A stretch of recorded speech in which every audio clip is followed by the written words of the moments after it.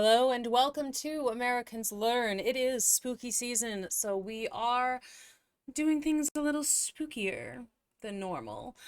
Today I am looking at Halloween. What did medieval peasants do when it was Halloween season? I have ideas, but I have no idea if any of those are actually true, or if they have just been drilled into my mind from various Halloween episodes of TV shows that I watch. So I've got my honey tea to soothe my voice because it hurts. So apologies in advance if I start coughing, or if things get a little bit weird. I'm getting over something, so, or else possibly just getting started with something. It's hard to tell. But anyway, don't forget to like and subscribe to this channel. If you want to see other stuff like this, let me know. And let's find out what medieval peasants did during Halloween. Halloween, the end of October, is the most enchanted or haunted night of the medieval calendar.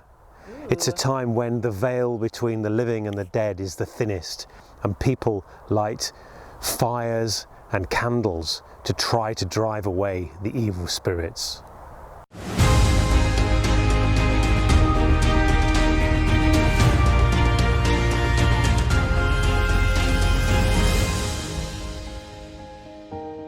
Well, this guy looks interesting. I've never heard of him. Night Extras. If you want to see more stuff from him, let me know.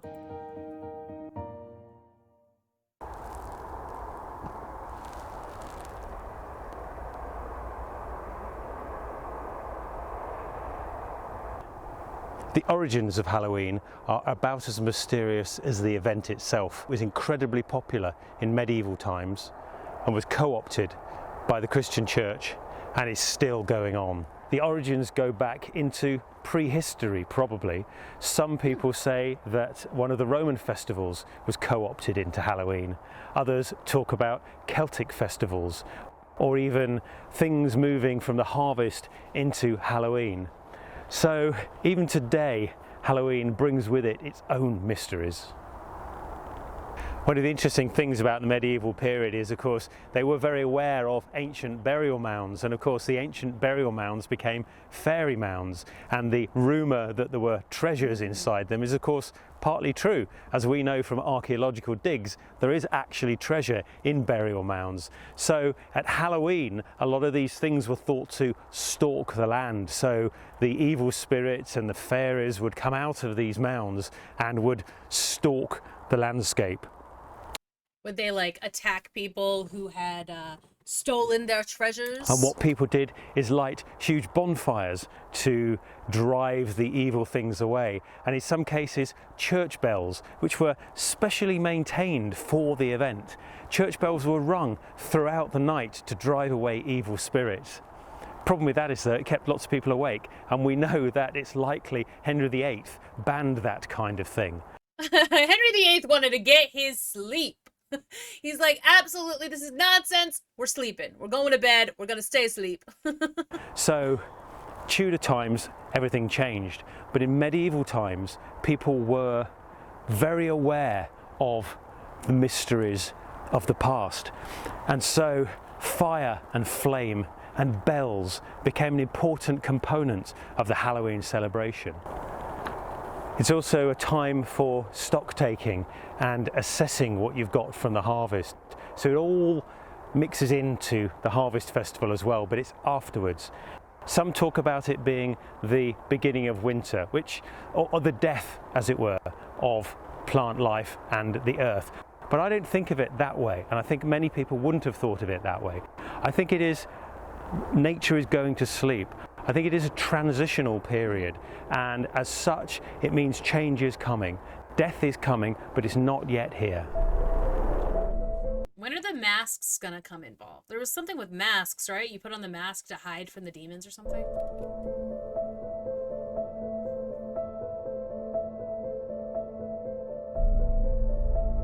One of the perhaps more forgotten aspects of the Halloween period is what's called Punky Night. He has little tiny gourds. They're so small. He carves them so little. Oh, I wasn't expecting them to be that tiny. Punky Night is all about lanterns, punky being an old word, slang word for lanterns. Now, of course, until the discovery of the Americas, we don't have any kind of pumpkins in Europe whatsoever. So the jack-o'-lantern, the grotesque face, would have been carved into turnips or swedes, or whatever kind of root vegetable was available at the time. They would all be hollowed out and have faces carved in them, and they'd be placed around around everywhere, basically, to try to defend the place against the evil forces, and also because it's quite good fun. So if like a medieval peasant came to my house on Halloween, they would definitely be like, that's the most protected house I've ever seen in my life, because there's generally like 8 pumpkins at least that are guarding my house on Halloween. We tend to have some kind of Halloween pumpkin carving party in the weeks before, and then, you know, a lot of times people just leave theirs. They like, some people don't take them with them when they go home, so then we just have a bunch. Also, my roommate and I will tend to carve like 2 each often, so it's like, that's a lot. There's 3 roommates, so if we all have 2 and then somebody leaves, you know, we tend to have quite a few pumpkins that stay carved and lit at our house, so we do well. In the medieval period, of course, light in the darkness was quite an expensive thing to do. Candles cost a lot, rushlights were cheaper, but if you could avoid it, you would basically do your work in the day and you would sleep at night when there wasn't any light to do things by. So to actually light up the darkness was really pushing the boat out for a lot of medieval people. Sometimes the lanterns would be put on fence posts and gate posts with an effect that they're supposed to repel evil spirits and keep them away. Who knows whether they did, but they certainly would have made an interesting visual spectacle on Punky Night. As a link to the more pagan aspect of I like that he didn't stop to relight the one that went Halloween, off. perhaps, you might want to get your animals inside during the Halloween period, and if you want to be doubly sure, you would protect them with boughs of rowan. The orangey red fruit of the rowan tree were particularly toxic to evil things. You can eat them as a human being, but they're particularly repulsive apparently to witches, warlocks, goblins, devils, and all sorts of things.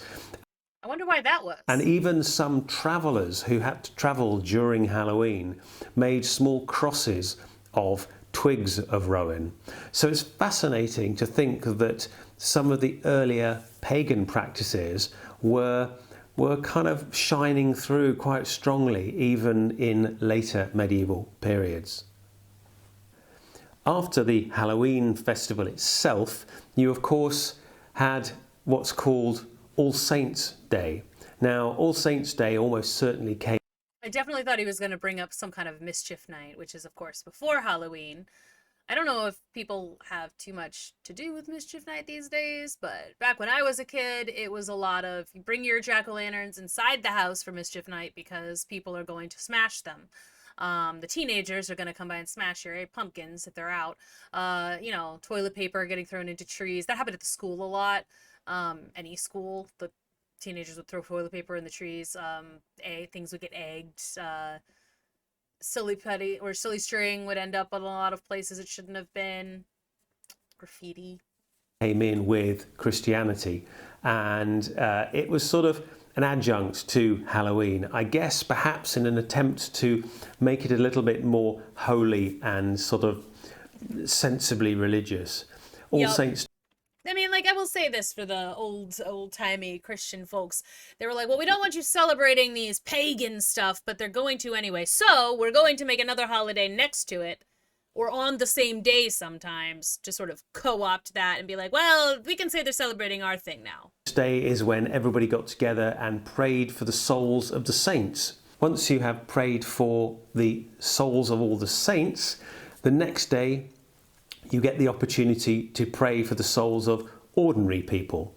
So All Souls Day is a time when the newly departed and those that might be stuck in purgatory are prayed for. You can't pray for them on the same day you pray for the saints, though. The saints are okay. I don't know why you have to pray for the saints. They're already saints. They're fine. They're okay, right? Basically, it's an opportunity to spread the prayers away from just the saints to ordinary people.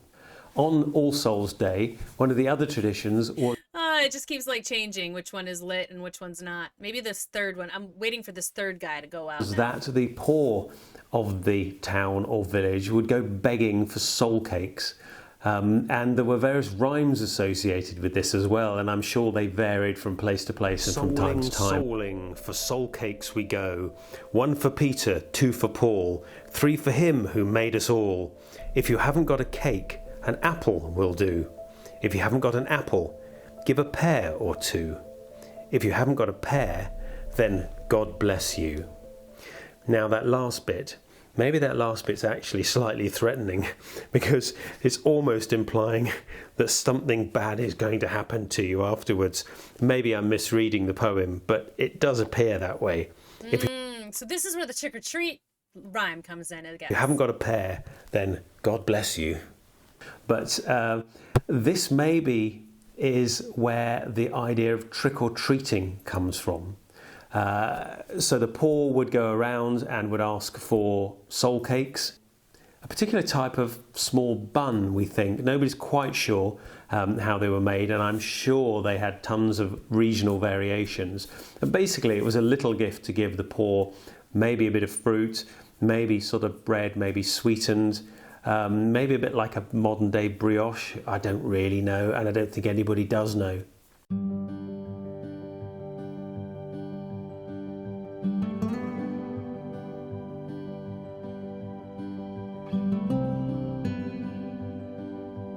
We've entered into a Regency romance now.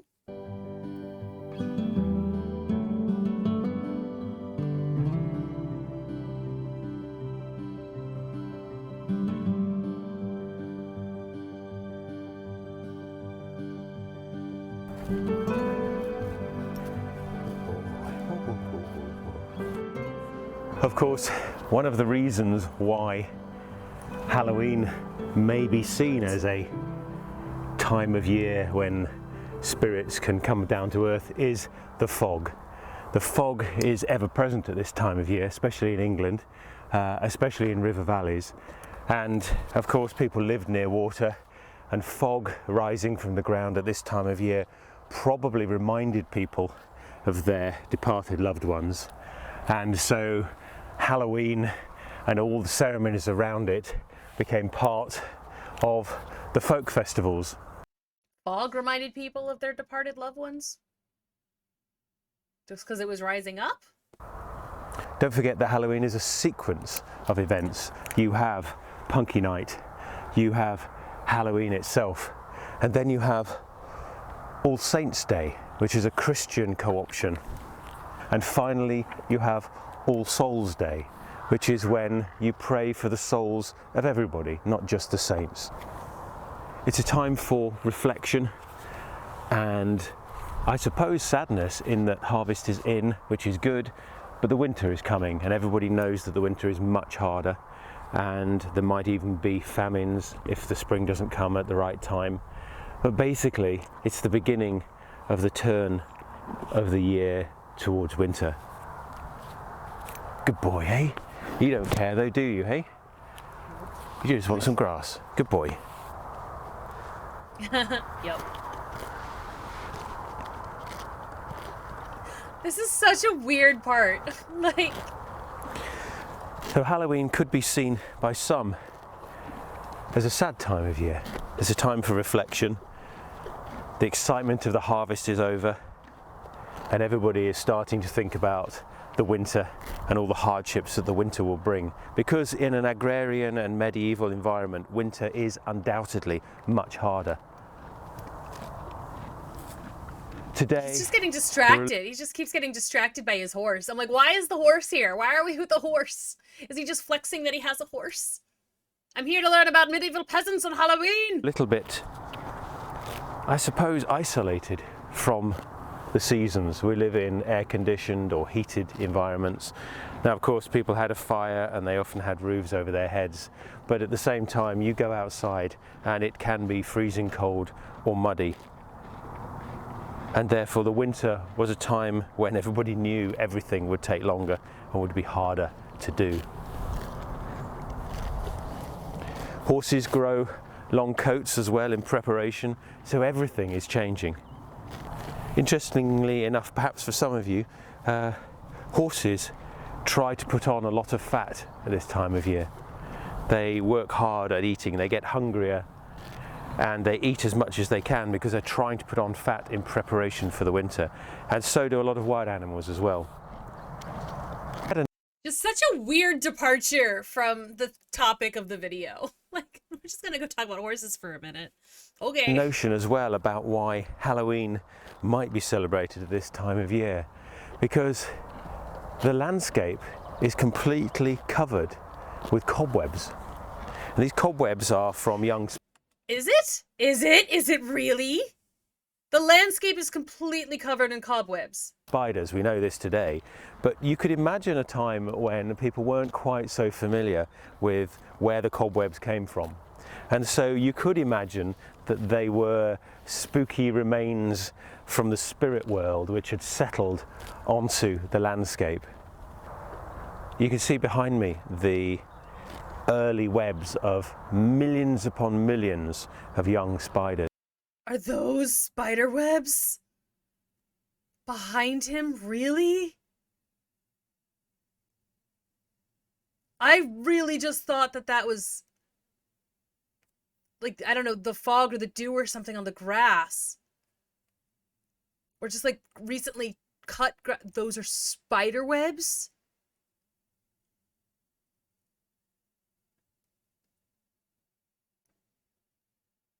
Horrifying. I mean, and I thought that the train stations, like the roofs over the train stations were bad. That. No, thank you. And so it makes for a particularly unusual landscape. But also, if you're getting up very early in the morning, you will see them. It's a beautiful time of year, but it must have been quite spooky.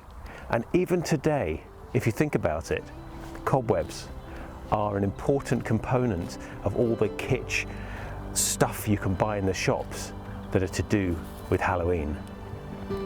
I mean, yeah, but like, good lord, what? All of those were spider webs? No thank you. I've never seen that. Like, I mean,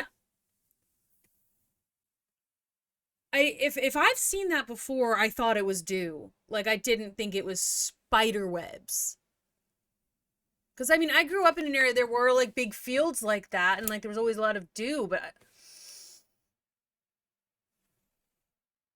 I hate it. I hate that. I hate that quite a lot, actually. No thank you. No thanks. Well, thank you very much. Anyway. Well, on that horrifying note, that was a very interesting video. He seemed to get distracted a few times and talk about things that were not the topic of the video, and then tried to circle them around and make them the topic of the video. But anyway, I mean, we feel like we learned some stuff about Halloween. We didn't learn anything about masks. I thought we were gonna figure out something about, like, why we wear costumes. But I didn't realize there were 4 days on Halloween. I like that Punky, that was the thing, that now we use pumpkins. Is that, and maybe that's why, like, once we figured out, like, oh, we got these pumpkins, let's carve those on Punky Night, because they sound the same. I mean, maybe, that works. That makes sense to me. But, in any case. Alright, well, I hope you all learned something. I feel like I learned something.